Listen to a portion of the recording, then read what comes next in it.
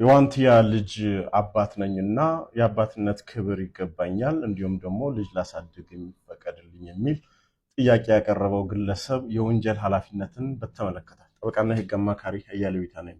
በዚህ ቪዲዮ ላይ ይህን ቪዲዮ ስሰራ እንደ ማህበረሰብ ልጆች በሰላም ወጥተው መግባት እንዲችሉ ዘንድ ጥብቅ የሆነ መርህ ልንከተል እንደሚገባ ለማሳሰብ ጭምር ነው። ወንጀል የፈጸሙ ሰዎች በነፃነት መንቀሳቀስ እንደሌለባቸውም ጭምር እንድናውቅ ነው ማለት ነው። ይህ ግለሰብ አባት ነኝ ብሎ ዛሬ ላይ በፍትህ አደባባይ ላይ ቆሞ የልጅቷን መብት የልጅን የማሳደግ መብት የመጎብኘት መብት የጠየቀ አባት ባይዘው አስገድዶም ደፍሮም ይሁን በሌላ መልኩ በአንድ ቀን ግንኙነትም ይሁን በታዳር ውጪ በማናቸውም መልኩ የተወለደ ልጅ አባት መሆኑ እስከተረጋገጠ ድረስ ያ ልጅ ያለ አባት እንዳያድግ ህጉም ጥበቃ ስለሚሰጥለት ያ መብት ሊጠበቅለት ይገባል። ነገር ግን አስገድዶ ደፍሮ በዚያች ሴት ላይ በልጅነት ጭንቅላቷ ላይ የሞራል ልዕልናዋ ላይ የተጫወተባት ግለሰብ ግን ለፈጸመው ተግባር የወንጀል ኃላፊነትን ተጠያቂ ሳይሆን እንደፈለገ እንዲፈነጭ ግን ህግ ስለማይፈቅድ ከዚህ ጋር በተያያዘ ግልጽ የሆነ የህጉን መርህ መግለጽ ስላለብኝ ነው ይሄን የመጣሁት።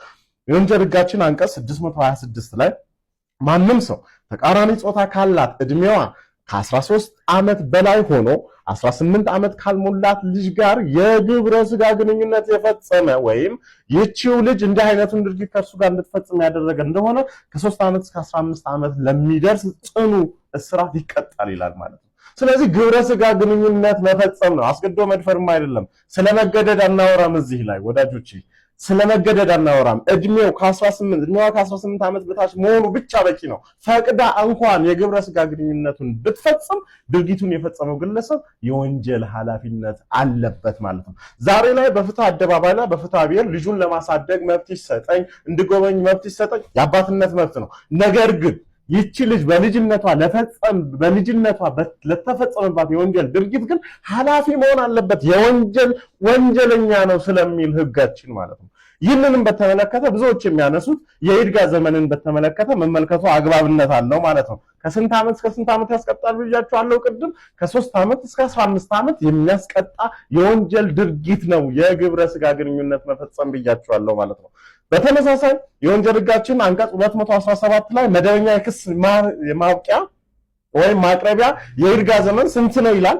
በወንጀል ተግባር ክስ የማቅረብ የይርጋ ዘመን የሚጸናው ከዚህ በታች በተመለከተው ነው ይልና ንዑስ አንቀጽ ላይ ከ10 ዓመት በላይ እስከ 25 ዓመት ለመድረስ የሚችል ጽኑ እስራት ለሚያስቀጣ ወንጀል ተሳታፊ የሆነ ግለሰብ የይርጋ ጊዜው 20 ዓመት ነው ይላል።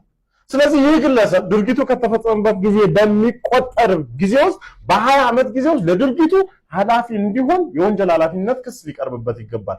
ታዲያ ፍርድ ቤት ላይ መጥቶ ከዚህ ቀደም አባትነትን ክዶ የነበረ አሁን ላይ ግን አባት ነኝ ብሎ በይፋ መጥቶ በፍርድ ቤት ላይ አባትነቴ ሊጠበቅልኝ ይገባል እስካለ ድረስ አሁን ፖሊስ የት ነህ የምንለው ለዚህ ነው። ፖሊስ ይህንን አካል ፍርድ ቤት ላይ በሰጠው ቃሉ መሰረት በጨረሻ ላይ ልባት ባገኘው ውሳኔ መሰረት ግለሰቡን በወንጀል ኃላፊ ሊያደርገው ይገባል። አቃቢ ህግም ይህንን ጉዳይ ተከታትሎ እርምጃ ሊወስድ ይገባል የሚል ግልጽ የሆነ ጽኑ አቋም አለኝ ማለት ነው። ልጆቻችን በሰላም ወጥተው በሰላም መግባታቸውን ማረጋገጥ የምንችለው እንዲህ አይነት ነውረኛ የወንጀል ተግባር ውስጥ የተሳተፉ ግለሰቦች ህግ ተከታትሎ ኃላፊ ሲያደርጋቸው ብቻ ነው። ስለዚህ እንዲህ አይነት ስጋት ውስጥ እንዳንገባ ለብዙ ሰዎች እንዲህም አይነት ሐሳብ ክፍል ያላቸው ሰዎች እንዲረዱትና ኃላፊነትንም እንዲያውቁ ለብዙዎች እንዲደርስ ኮፒ ሊንክ፣ ሼር፣ ሪፖስት ማድረግና ተርሶ አመሰግናለሁ። ግን ስለ ዋንትያ እኔ ያልሰማሁትና ያመለጠኝ ታሪክ አለ። እቺ ልጅ እንደምታስታውሷት በ14 ዓመቷ ነበር አርግዛ የወለደችው። ይሄንን ሰው ደግሞ እንደምትመለከቱት ሽበት ያወጣ ሰው ነው። ጺሙንም ብትመለከቱ ጸጉሩንም ብትመለከቱት ሽበት አለበት። እድሜው ከ40 እስከ 50 ዓመት የሚሆን ትልቅ ሰው ነው። እቺ ልጅ በዛ እድሜዋ ማለትም በ14 ዓመቷ አርግዛ ስትወልድ እንዴት ከህግ ተጠያቂነት ነፃ ሊሆን ቻለ? አግብቶም ይሁን አስፈቅዶም ይሁን ብቻ በምንም አይነት ሁኔታ እቺ ልጅ ቢያስረግዛት ይሄ ሰው በህግ ሊጠየቅ የሚገባው ጉዳይ ነው። አንዲት ሴት ልጅ 18 ዓመት ሳይሞላት ማግባትም ሆነ ወሲብ ማድረግ በህግ እንደተከለከለ ታውቃላችሁ። እና ያመለጠኝ ታሪክ አለ ወይንስ ደግሞ እንዴት ነው ህግ ይህንን ነገር ዝም ብሎ ጭራሽ ደግሞ አሁን ያቺን ልጅ ኢቢኤስ ባያነሳት ከዛ ነገር ውስጥ ባያስወጣት ኖሮ ጎዳና ላይ ትወድቅ የነበረችው ልጅ ዛሬ ላይ ሲያልፍላት ጠብቆ ምቹ ሁኔታ ጠብቆ ልጅቷ የኔ ነች ብሎ ዲኤንኤ አስመርምሮ በሳምንት አንዴ እንዲያያት ከህግ ጭምር ፍቃድ አግኝቷል። ይሄ ነገር እንዴት ነው ሊሆን የቻለው? ማላቆ ታሪክ ካለ እንድታስረዳ። ሰላም ጤና ይስጥልን። ውድና የተከበራችሁ ውድ ቤተሰቦቻችን እንኳን ወደዚህ ቻናል ላይ በሰላም በጤና መጣችሁ ቤተሰቦቻችን። ይሄ እንግዲህ እንደሰማችሁት ነው ማለት ነው። ይህ ነገር እንዴት ነው ማለቴ ይህ ሰሞኑ ላይ በዋንትያ ላይ ብዙ ጫናዎች እየመጡ ነው ማለቴ ያው እንግዲህ ከዚህ በፊት ሆሳና ሄዳ ነበረች። ያው እንግዲህ ከልጁ ጋር ማለት ነው። ያው እሱም እንግዲህ በቪዲዮ ላይ አይተናልና ያየነው ያለ ነው እና ማለት በሱ ጉዳይ ላይ እንትን እያደረገች ነበረ በጣም ማለት ነው፣ እየለቀሰች በጣም ማለት ነው። ብዙ ነገሮች በኔ ላይ እየመጡ ነው፣ ብዙ ነገሮች በኔ ላይ ስድብ ምናምን ብላ በጣም አሁን ደግሞ ይሄ ነገር ተከሰተ ማለት ነው። እኔ ማለት ይሄ መሰለ ሰው ሽማግሌ ይሄ መሰለ ሰው እቺ ልጅ ያኔ የ13 ዓመት ልጅ ሆና